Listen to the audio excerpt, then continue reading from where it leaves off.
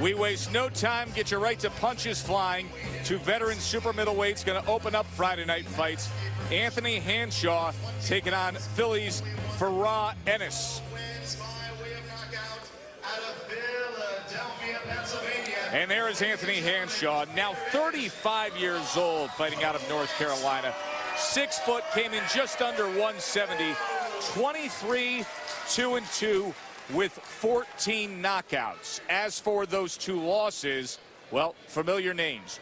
Roy Jones Jr. back in '07 after he was, of course, the light heavyweight champ. And Andre Durrell, when he was on the way up, KO'd him in 5 back in 2008. You see Hanshaw now 2-0-1 in his comeback. And there is Farah Ennis, a 30-year-old with a 20-win, 1-loss record, 12 knockouts from Philadelphia. Also 6 foot, came in at 168.8. We have Paul Fields as a referee, and Hanshaw and Ennis are scheduled for 10. I looked at him. I went like this. He put out his left like that. It's okay. Keep it clean. Good luck to both.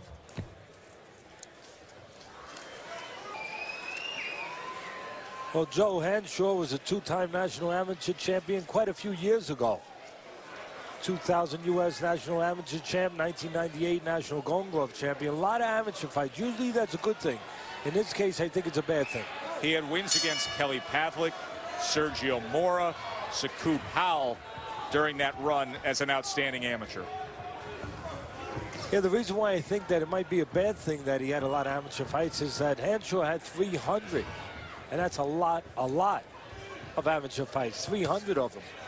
I just think that it took something out of him. And then in his pro career, you could see signs of that burnout with all the long layoffs that he would have. Yeah, you could, and in his legs. A lot of times as the round started to go on, and obviously some of the punches started to touch him, I always thought he looked like he had legs that started to get a little rubbery, a little tired.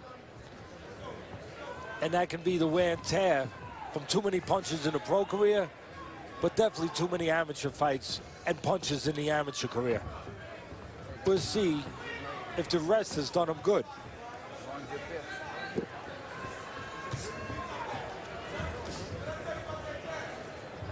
If you go back 3 fights, you touched on it. Hanshaw was off almost 4.5 years, 4 years and 5 months. Since he's been back, well, he's had 3 fights, all in North Carolina. 1 opponent 9-28, 1 opponent 4-23. So this is a step back into the real world for Hanshaw. Most recent outing was a draw against Derek Edwards. Of course, that 4.5 or almost 4.5 year layoff came after Hanshaw was knocked out by a very good fighter, Andre Durrell.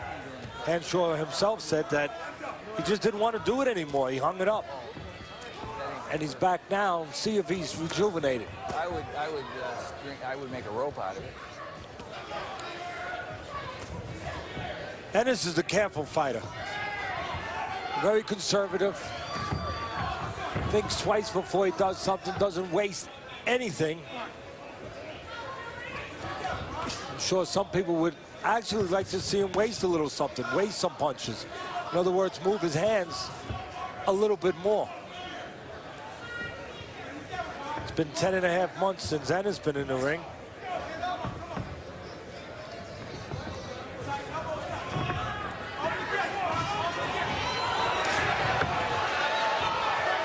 Hanshaw looking to contain Ennis there against the ropes here in the last half minute of round number 1. Got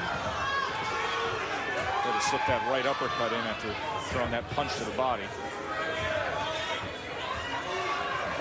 Reminder, you can go to the Friday Night Fights Facebook page and score all night long. Click on the live scoring. Join us. It opens up at the end of each and every round as we come to the conclusion of round 1 between Hanshaw and Farah Ennis.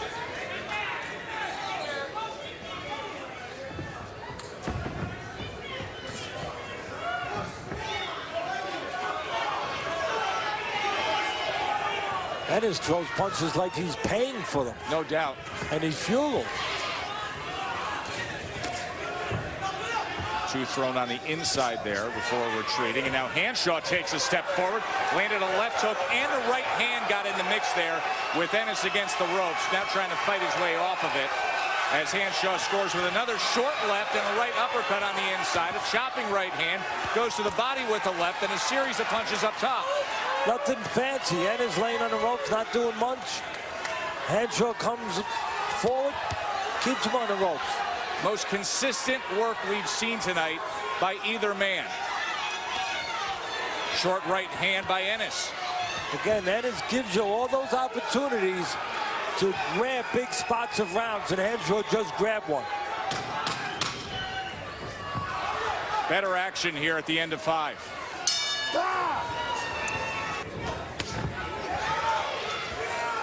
Just touching him with that left hand that time was Hanshaw.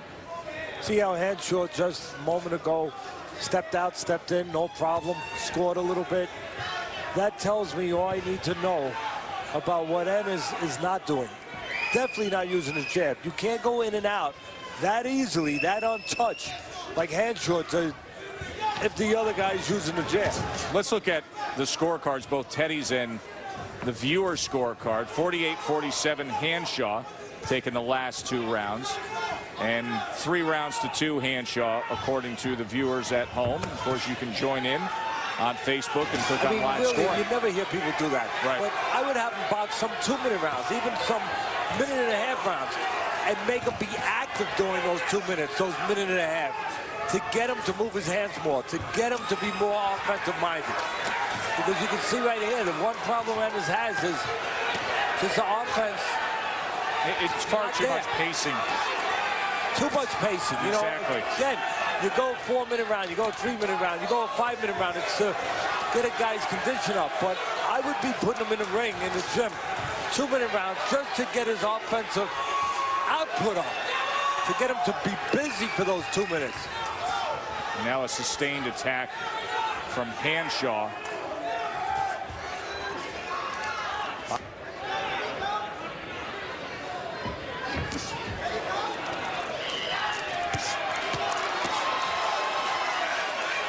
And again, plenty of opportunities for Hanshaw. Nothing fancy, Joe. Do it the old-fashioned way. Work. Earn it. Just step into that gap that Ennis gives you. He lays on the ropes. He goes inactive. Just step in and work. 10th and final round. And as Farah, Ennis's father and trainer, sent him out, he said, hey, cut the ring off. If he can, and he can capture Hanshaw and keep up what he did in the 9th, he could close this thing out the way he's looking to do and make a comeback here. It was Hanshaw who was seemingly controlling the middle rounds throughout the night before Ennis came on strong there in the 9th. Early rounds were fairly nondescript and close. Right hand just missed. Glancing blow by Ennis. You know, I said earlier. Oh, he sends him back right there. Yeah, we saw the deterioration of Hanshaw the last round. Continues now.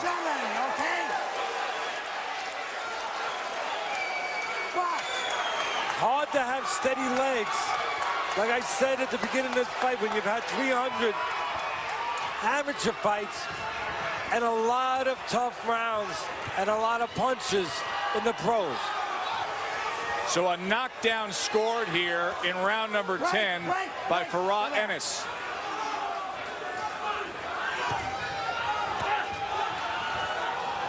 Hanshaw looking like a puddle on a hot summer day, evaporating in front of our eyes. Let him go, let him go. And it's not the sun making him evaporate. It's suddenly Ennis being inspired by his corner, telling him he's behind, it's late. You better move your hands. There was another right hand that scored from Ennis there. He's been in control these last 2 rounds. Consistent work in the 9th, and the knockdown scored here in the 10th. And if you're out there, you're asking, boy, Ennis is not a finisher. Well, he's not a finisher. Why would he be a finisher when his temperament all the way through, from the beginning to now towards the end, has been to be careful. That even when you have a hurt guy, a guy that's in trouble like Hanshaw, that temperament's going to be the same. Maybe you'll do a little more, but at the end of the day, not a real lot more. You're still cautious, and you see that with Ennis, even as Hanshaw is in trouble. Wobbly legs by Hanshaw here in the final moments, and a left hook comes in right after that right hand. Ennis, 15 seconds to work with here as Hanshaw's trying to survive. He went to the body there. Final 10 seconds. Hanshaw backing up again and looking to tie up here in the final 5. And again, those little gaps with Ennis, that temperament. You are what you are. That little waiting, that little bit of hesitation allows a game Hanshaw to survive. Remember, he was trailing on the scorecards in Shelton, Washington. We're at the Little Creek Casino Resort, right at the conclusion of what ended up being an exciting finish to our 10-round co-feature between Anthony Hanshaw, the 35-year-old veteran in the midst of a career comeback, and Farah Ennis. Hanshaw seemingly in control in the middle rounds, and then Ennis rallying late, including a knockdown scored in the 10th round. Scorecard should be interesting here. Let's go back, Teddy, and show the folks how we arrived at this point between Hanshaw and Farah Ennis. Early on, Hanshaw did it the old-fashioned way. He was just busier. Ennis gave him plenty of opportunities by laying on the ropes and letting Hanshaw work. But the harder punches, the more effective punches, the telling punches, came from the stronger guy, Ennis, and they came late in the fight. That uppercut you saw was in the 6th round, then consistent work in the 9th round from Farah Ennis. That was the knockdown halfway through the 10th round. And in the final moments of the fight, Hanshaw was on wobbly legs, looking to survive to the bell.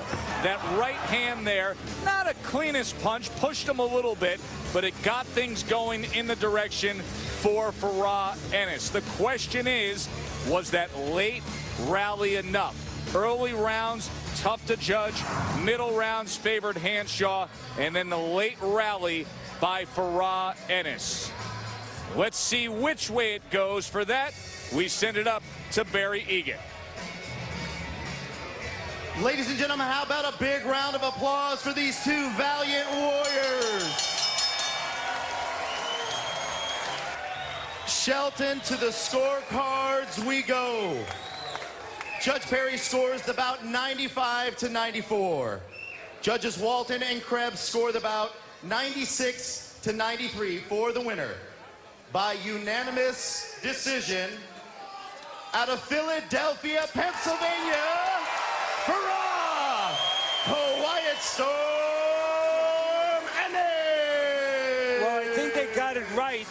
We didn't get a chance to put my scorecard up, but I added 95-94. A lot of the early rounds, Hanshaw outworked them simply because Ennis just didn't do much. But later on, Ennis made up a lot of ground. Goes by the nickname Quiet Storm. He was quiet early. He was storming late, and that's got to feel good for Farah.